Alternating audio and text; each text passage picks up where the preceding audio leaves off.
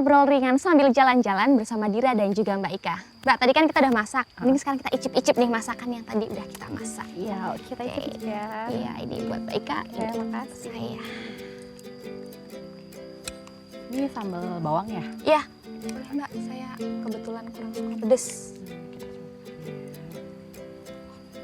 Kita coba masakannya Dira.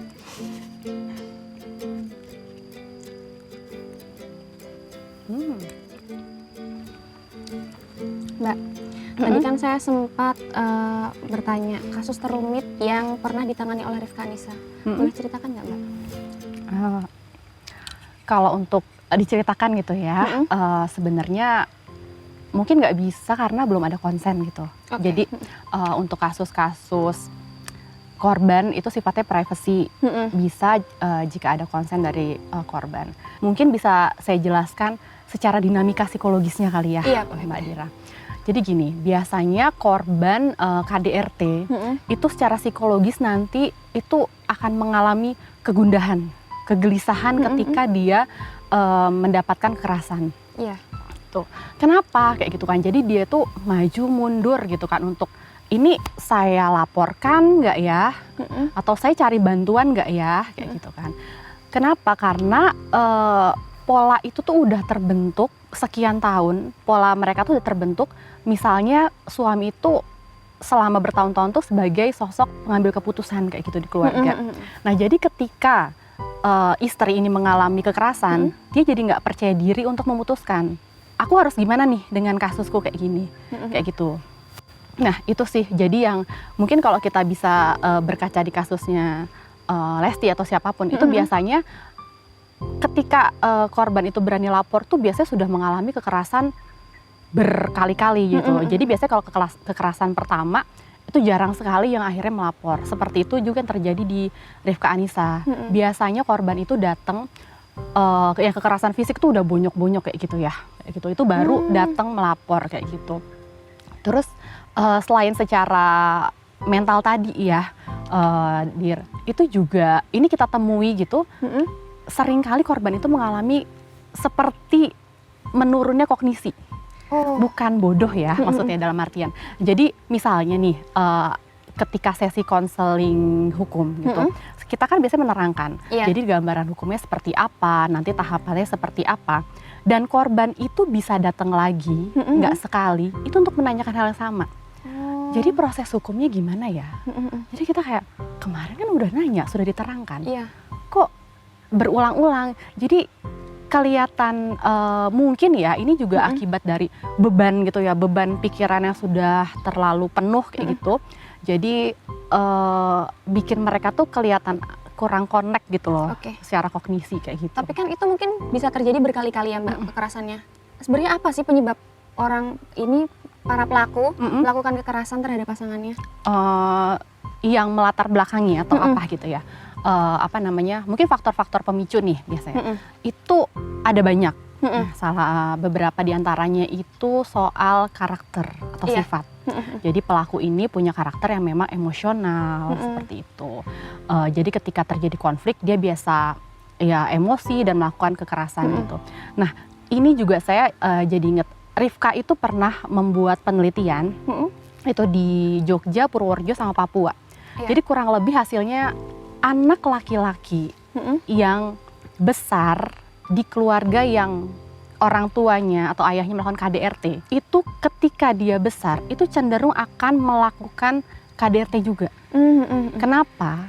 Jadi ketika anak kecil ini gitu kan, anak laki-laki kecil ini melihat gitu kan orang tuanya berantem, terus ayahnya misalnya memukul, apa namanya, menilainya, oh jadi kalau jadi suami tuh kayak gitu boleh ya. Jadi kalau misalnya bertengkar dengan istri, menampar tuh wajar ya. Nah nilai itu tuh yang tertanam di anak itu, dan ketika itu dia tidak teredukasi sampai besar gitu ya, itu yang akan jadi nilai yang dipercaya. Jadi ketika dia menikah, punya pasangan, dan mereka berkonflik, dia melakukan hal yang sama terhadap istrinya. Itu salah satu contoh dari karakter gitu. Kemudian juga ada kalau dari pasangan sendiri miskomunikasi, itu paling sering terjadi ya, masalah komunikasi itu juga faktor pemicu. Kemudian juga masalah ekonomi. gitu. Jadi ketika salah satu pihak gitu ya, terus secara ekonomi tidak stabil, itu juga jadi salah satu pemicu. Kemudian sosial budaya, seperti patriarki, itu juga faktor. Tapi Mbak, tadi kan Mbak menyebutkan banyaknya contoh KDRT itu karena pernikahan, biasanya di pasangan suami istri. Sebenarnya kan kebanyakan mereka yang menikah ini sudah ada hubungan sebelumnya, mungkin pacaran kah, atau yang jelas mereka sudah berkenalan terlebih dahulu. Apakah tidak terlihat Mbak saat mereka masih pacaran? Oke. Sebenarnya gini, mungkin buat Dira atau siapapun yang belum nikah gitu ya. Iya.